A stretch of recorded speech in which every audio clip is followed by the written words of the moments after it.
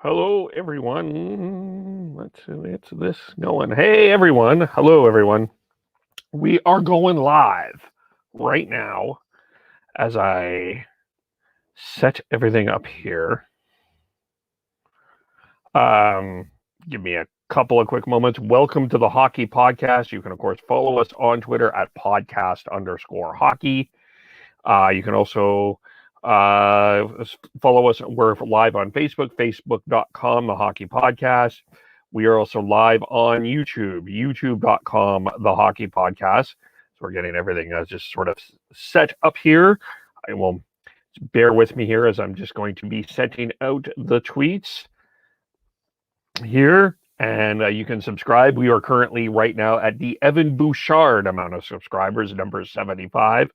So there, just setting this up at this particular point. It was a very interesting day in terms of what is going on in Vancouver Canuck land. Here, I am here by myself. Follow me, Kevole, and would love to hear your comments. We won't be on for a very long time, but wanted to talk about the signing of Tanner Pearson. Has been signed to a 3-year, $3.25 AAV contract today.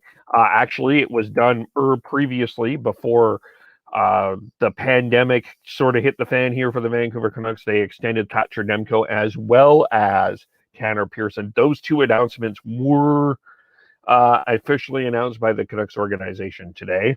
And people were pretty positive about the signing of Tanner Pearson, Thatcher Demko. They thought most of us thought that was a pretty good deal before, and as well in terms of, but this one is not getting the same amount of reaction. Just bear with me here as I get this all set up.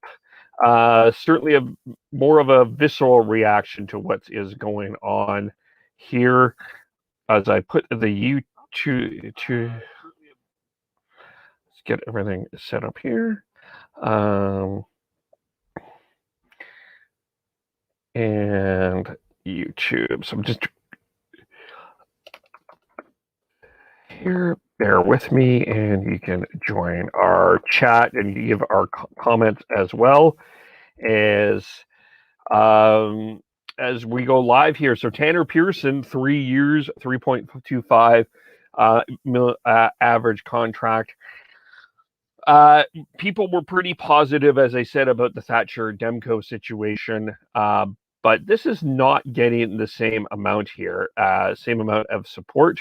As I share our little screen, and we'll go to our poll question on pod. You can follow us podcast_hockey, and we have our poll question. Let me just pull this up here as I am Sans driving solo here, so just kind of bear with me as we go to this. But we've got our poll, podcast_hockey. Tanner Pearson deals a good deal.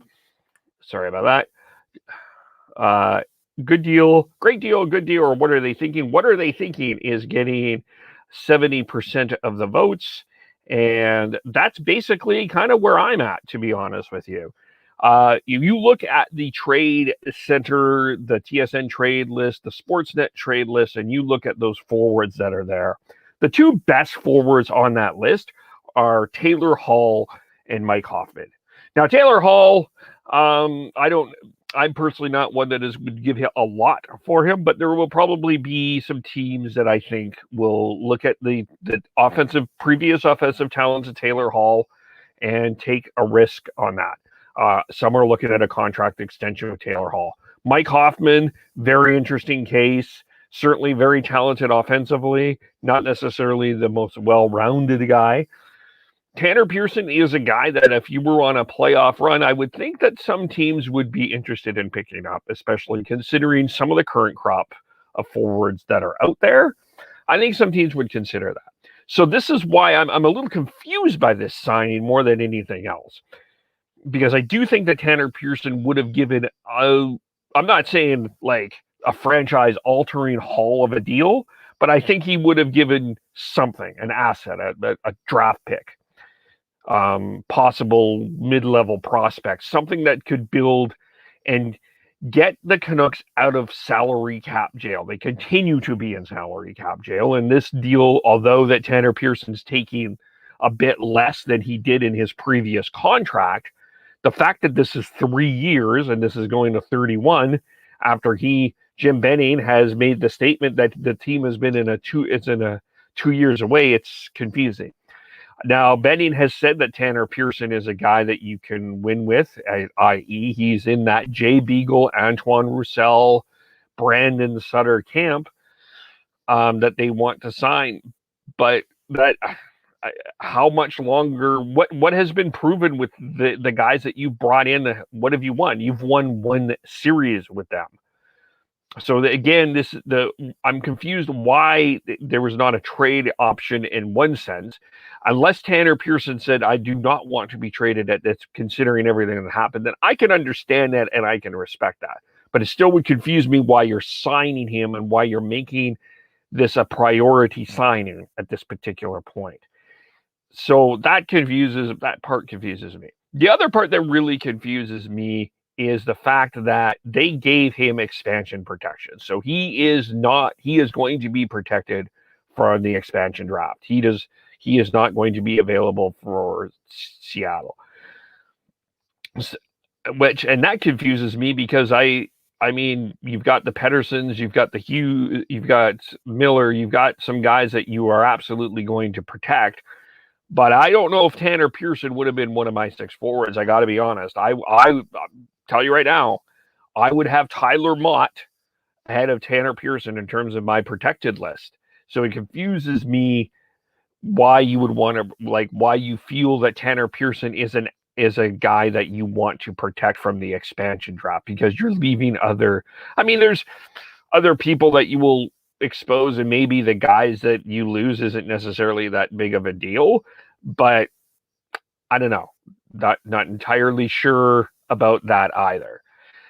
And just again, going back to what this contract is, again, signing this guy to a 3-year deal at 28, 29 years old. He's going to be 32, not super old, but, NHL elderly, if that's a word. We'll call him NHL elderly. Is what are you going to do with this contract once it's done? You're back in this salary cap trap that you have been in for years. For years, there has been this trap with the Vancouver Canucks, and it continued today. So that is confusing. And it's confusing because you sign Thatcher Demko, you got a pretty good deal out of that, but you've still got Pettersson and Hughes to deal with here. And this is $3 million that probably you could have used in a negotiation to help Pettersson and Hughes more.